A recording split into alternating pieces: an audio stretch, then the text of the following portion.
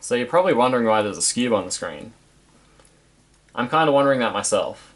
Because the thing is, ever since Worlds 2015, I have not taken Skewb seriously whatsoever. I've put that event in the past for me because I just don't enjoy it that much. But some people do, and some of those people watch my channel, and I can maybe give them some insight on how to be a bit better at Skewb.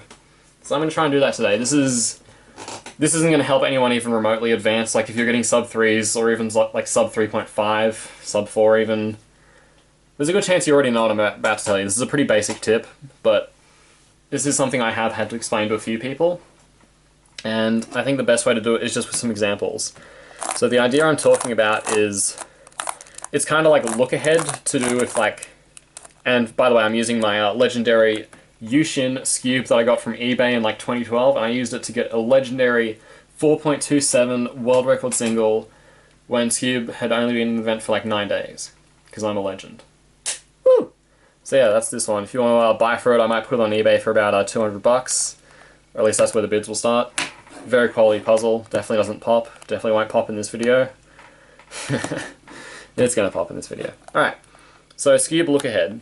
So what am I talking about? So let's take this case for example. So we got Peanut, we got 2 oriented corners, 2 here, and we want to do a sledge or hedge to reduce this to another sledge or hedge. And I think people do figure out how to do this. You know, like from this angle, you know, if the white center's here or here, you want to do a hedge slammer. Whereas if you're here, you want to do a sledge. If you're here and the white center's here or here, then you'd want to do a hedge, sorry. And then if you're here and once again white center's on right or left, sledge will be what gives you the hedge you're looking for. So it's good to understand like those angles, and there's only 2 corner cases you need to like learn this for. So there's Peanut and there's Pie. So for Peanut, there's 2 angles where sledge will force sledge, and then there's 2 angles where hedge will force sledge. Or I guess I should say there's 2 angles where sledge will force a 4 mover, and then there's 2 angles where hedge will force a 4 mover. So the sledge angles are here and here. The way I remember them is the corner that needs to go clockwise, or just like visually is, you know, going this way. Sledge will force a pie, like this. I don't necessarily want that case, but this is just for example. And then if I'm here and this corner's in the front, once again, a sledge will force a pie. Likewise, for this corner, when this counterclockwise corner's in the front, hedge is what's going to give you the 4 corners like that, the pie case, and then likewise over here, hedge will do the same. So that's one useful thing to have in your mind when solving with intermediate and also trying to learn advanced. Another useful thing to have in mind is not just thinking for the sledge you have to do now, but also the one you have to do later. So let's go from... I'm going to burp again. I'm going to do it. Alright. So we'll talk about terms of look ahead. So just from this angle first. So I know I want to do hedge because I got the counterclockwise one here, and I know this white center will go here because that's how 4 movers work. But then once I'm here, because this is where I will be, so this is where I am, and this is where I will be. Once I am here, how do I know if I need to do a hedge or a sledge? Most people just figure this out through experience, but they don't really codify it or systemize it in a very useful way. And that's kind of what I want to do for you guys today. So I know hedge is going to work here, because when this corner is in the front, it'll force a 4 mover. And I also know that when this corner is in the front, just because this is the way it works, I know that since hedge corresponds to forcing a 4 mover in this position, there will be a hedge here. And I hope that makes sense. And I'll try and use a bunch of examples to illustrate this. So hedge here, because this corner's here, and then because this corner will be... This corner won't be here, but this is where I'll be rotating to, because this corner is like this, and this is the angle where hedge forces a 4 mover. There will be a hedge here. So hedge, hedge. And I'll try and set up a couple more peanut cases just to show you that this is consistent. Alright, so I'll use this. So once again, this angle, got the white center here, it's going to end up here, and we know because this corner's in the front going counterclockwise, hedge is what will force the pie, and then because we'll be rotating here, once again we have this corner in front, and because this is one of those angles where hedge forces a pie for peanut, there will be a hedge here. So if we do hedge here, we will have hedge there. We'll show the Y2 angle for this as well. So here, if we try and put this one onto the left to force a pi, a 4-mover, this angle, because this is the clockwise corner, a sledge is what will correspond with a pi later, and because this is where we will be, once again, this corner is still going counterclockwise, so now I know there will be a hedge here. So there'll be a sledge here, and there'll be a hedge here. And that's basically the gist of it, at least how it works for peanut. I'll show how it works for pi in a second. And you'll have to figure out a lot of this kind of stuff on your own, but this is the systematic mental framework that you want to work through for learning both intermediate to an extent. I think a lot of people do learn intermediate just through like experience, but eventually when you're learning advanced, this will become very, very useful for you. So sledge corresponds to forcing a pi here, and because hedge would correspond to forcing a pi here, this will be a hedge. Sledge, and we have a hedge. I'll show a peanut case where the U center is solved. I don't remember my pure peanut alg, so we're just gonna solve the Skewb, and we'll put this on top and force a peanut. So this is more of an advanced case, and I'll show how it works for this. So I was just showing how it works for intermediate. This will be how it works for advanced. I guess I'll show one more peanut case after this, just because I can. So for these cases where U center's on top and you've got a U perm, you want to have the solve center on right or left, and you want to have the opposite center in back. So opposite center is in back. Actually, really all you want is the opposite center in back, because if the opposite center is in back, then the solve center will naturally be right on right or left. I hope that made sense. So how do we deal with this case? Well, normally we know sledge would force a pi here, but we don't want to force a pi, because if we force a pi, then we just get this kind of shitty case. So what we actually want to do here is force a peanut. So normally when this corner is going clockwise, we know that sledge corresponds with pi, but we're not trying to get a pi, so we want to get a peanut. And how we do that is we do a hedge. And now we also know, just because of the nature of how these cases work, once you've done the 4-mover here and you forced a peanut, you want to rotate to where the solved center is. So you'll do a 4-mover here, you'll rotate, do a 4-move here, rotate, and then do a 4-mover here. So we'll work through this.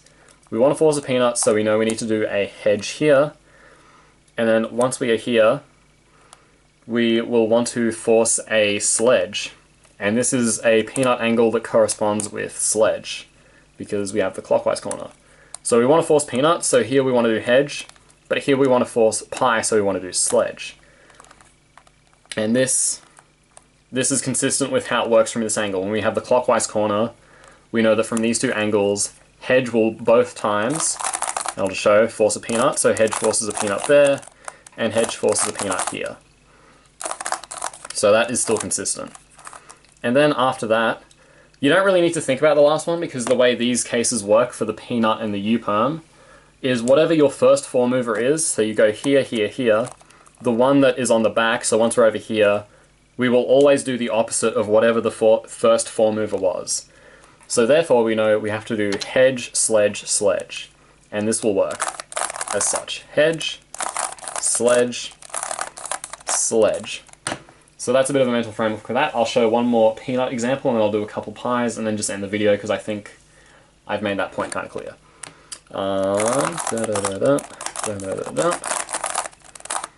Yeah, Skewb. That's not the case I wanted. There we go. Okay, so this is an advanced case. So this is when we have the weird twisted Z-perm. We've got a solved center. And the way these cases work is you just want the U layer center to be on the back. That's all you need to think about. And what we want to do here is, once again, we're trying to force a peanut here, because it's going to turn into, the case I was showing before where there's like the two opposite centers, and you can always do 2 4-movers that are only a Y or Y prime away to get the Skewb solved. So here we want to force a peanut again, therefore we want to do hedge here. Where we're going to rotate afterwards is going to be here, and then once we've done that, we're going to rotate back here. So it's here, here, here.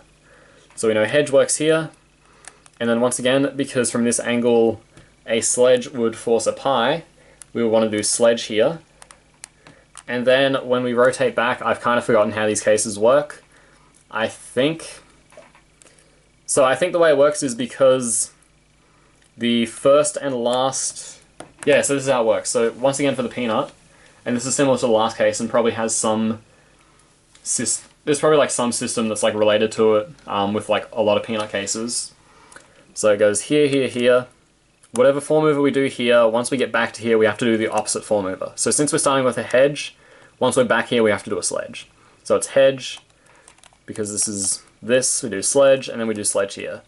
So hedge will force the pie, or hedge will force the peanut, sorry, we're not trying to force the pie, so we're using the wrong one, quote unquote. Then once we rotate it here, we actually want to force the pie, so we do sledge. And then because we're doing opposites, we would do sledge here. So hedge, sledge, and I was wrong, so it is hedge, sledge, hedge. But that's just because I've forgotten how to solve Skewb, guys. I'm sorry.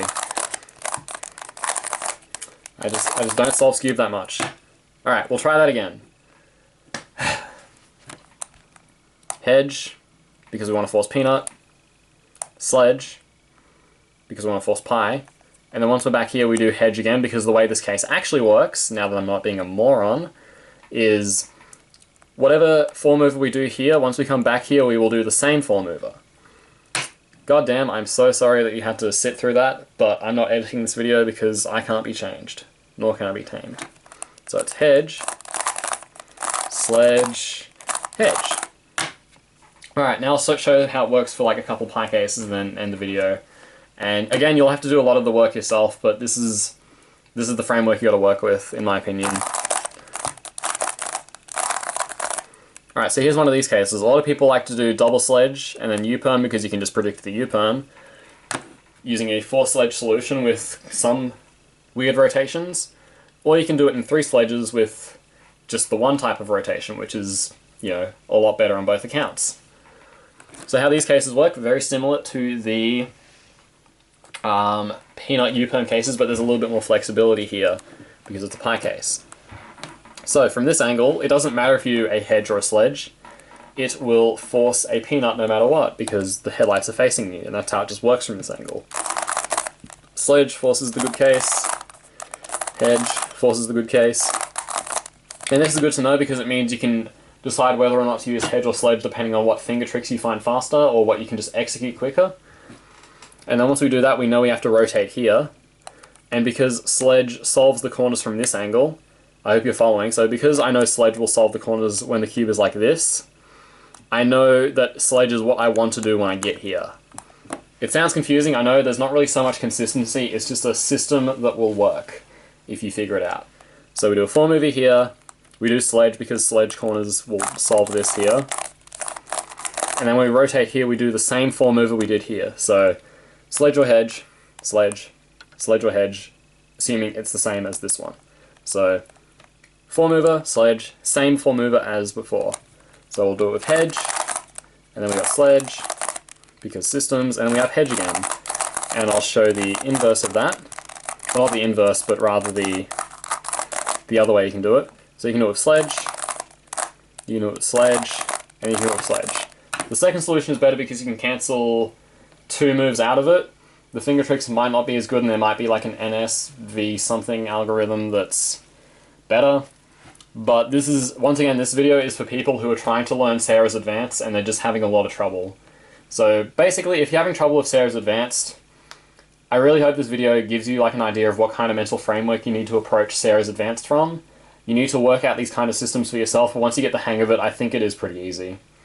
Let me know if you have any questions down in the comments. I'm sure someone more experienced with Skewb than me will be able to help you. And thank you for watching and putting up with my mistakes, because I haven't solved a Skewb in over 3 years.